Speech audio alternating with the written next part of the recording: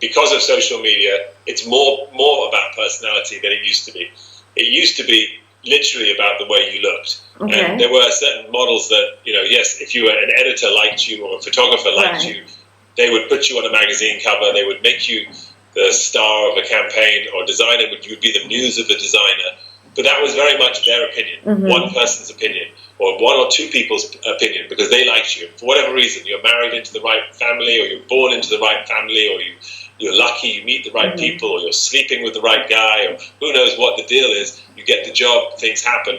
But it was very specific to individuals' opinion on something. And the fashion business liked it that way. They liked us being in control.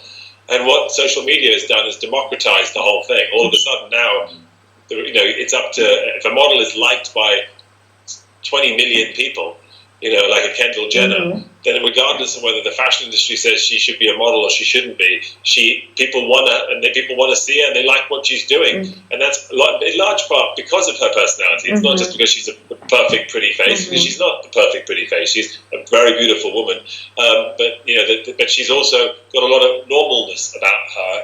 I mean, I don't mean in the way she conducts herself in life necessarily, but because she's grown up in social media, she's grown up on television, on reality shows. I think people identify with her, or they know who she is, and they've seen her life, they've experienced it with her. And in many ways, social media has allowed models to come back to the forefront of fashion again, because for a long time they disappeared. In the 80s, it was all about models and on covers of magazines and fragrances. They got too big for their own boots, not getting out of bed for less than $10,000 a day, and so on and so forth. And then, people got sick of it. We had the grunge movement after that, and it became androgyny, heroin chic, and the whole model industry kind of went boom.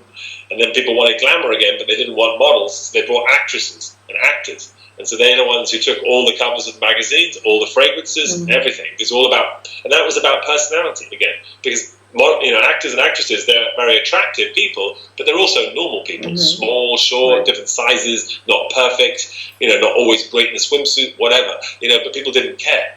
But they liked them because they could act, and they were fascinated with their personalities and the movies they were making.